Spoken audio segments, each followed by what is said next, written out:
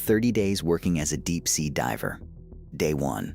I had no idea that by day 22, I'd be 40 feet down in complete darkness, my airline tangled around a piece of wreckage, with maybe 90 seconds of air left before I had to make a decision I really didn't want to make. But let's back up. 30 days ago, I showed up at the dock before sunrise, staring at a rusted supply boat that was supposed to take me out to an offshore platform 2 hours from shore. I didn't know the first thing about commercial diving. I knew how to swim. That was it. Frank was waiting for me at the dock, 50-something, forearms like cables, the kind of guy who spent so much time underwater that being on land almost bothers him. He looked me up and down and said, "You get seasick?" I said no. I did, in fact, get seasick within 20 minutes. By the time we reached the platform, I'd thrown up twice, dropped a wrench into the ocean, and put my wetsuit on backwards. Frank didn't laugh. He just handed me a helmet heavier than I expected and said, "Day 1's always the worst day." Or so I thought. Here's the thing nobody tells you about commercial diving. It's not really about the water. It's about everything having to go right at the same time, in zero visibility, while your brain screams that none of this is natural. My first dive was barely 15 feet down in a training tank, and I still panicked. Frank's voice came through the comms, calm as ever. "Breathe slower than you think you need to. Your body's lying to you right now." Days 2 through 7 blurred together into exhausted routine. Load gear, motor out to the job site, inspect welds, cut away debris, scrape marine growth for hours in near zero visibility, feeling my way by touch. I learned my helmet connects to the surface by an umbilical. Air, comms, sometimes hot water. And that this cord is both the thing keeping me alive and the thing I have to constantly manage so it doesn't snag on anything below. I learned the bends aren't just a scary word from movies. They're why every dive follows a strict schedule, no matter how uncomfortable you get. By day 4, after almost an hour in colder water than expected, my hands went slow and my thoughts lagged half a step behind. Frank called the dive early and made me sit wrapped in a blanket before he'd even talk to me. "Cold makes you stupid before it makes you hurt," he said. "The stupid part is what gets people killed." By day 7, I could at least put my suit on the right way around. Frank actually nodded at me once. Felt like winning an Olympic medal. Then came day 14, the turning point. We were inspecting storm damage after a bad squall, visibility down to maybe 18 inches. My light caught something moving that wasn't supposed to be there. A shark, not small, circling once, slow and unbothered, before disappearing into the murk. I didn't move for what felt like 5 minutes. Frank's voice, "You still with me?"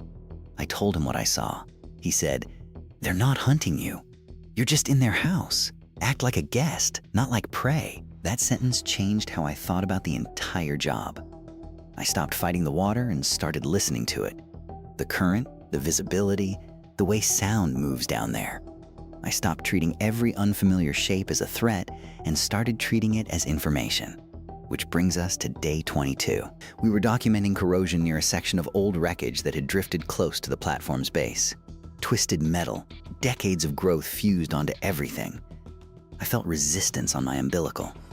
Just a little at first. Then it tightened. In pitch darkness, 40 feet down, I couldn't trace the line back to find where it had snagged.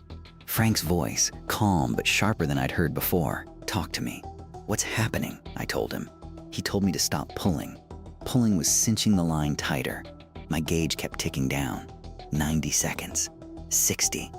My hands shook so hard I could barely follow the line. Frank stayed on comms the whole time. "Feel for the twist. Don't yank it. Work it loose, the way you'd untangle a knot in the dark, because that's exactly what this is." I forced my breathing to slow, remembering that first day in the training tank. With maybe 20 seconds of margin left before Frank would have sent a backup diver down, I felt the line give. It slid free.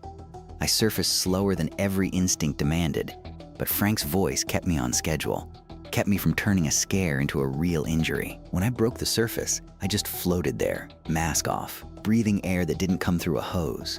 Frank pulled me up onto the boat and said, "Now you actually know why we go slow." Everything I'd found tedious that first week, the checklists, the schedules, the constant chatter on comms, wasn't caution for caution's sake. It was the entire reason people survived down there. The days after that went differently. Not easier, but different. I started paying real attention instead of just getting through each dive. I inspected a weld without Frank double-checking my work. I coiled my own umbilical properly without being told. On day 25, Frank let me lead the dive briefing for the first time. My voice shook going through the checklist, but by the end I realized I actually understood why each step mattered because I'd felt what happens when one goes wrong. On day 30, our last dive was almost anticlimactic. A routine hull inspection, clearer water for once, nothing going wrong at all. I remember hanging there near the end, completely calm, watching light filter down in long, shifting beams, thinking about how terrified I'd been of this exact kind of moment a month earlier. Back on the boat, Frank handed me a lukewarm coffee and said, "You didn't quit. Most people quit by day 5. I asked if he thought I'd actually be good at this. He shrugged. Being good down there isn't about being fearless. It's about respecting what you can't see. You learned that. That's the part that matters." 30 days ago, I thought this job was about holding your breath and being brave. It's not. It's about trusting a process, a team, and a piece of equipment you can't see in a place that will kill you the second you stop paying attention. And somehow finding a strange kind of calm inside that. Tomorrow, I trade the wetsuit for something completely different. New job, new world, same rule, probably slow down and trust the process. Quantos palabras teen esto.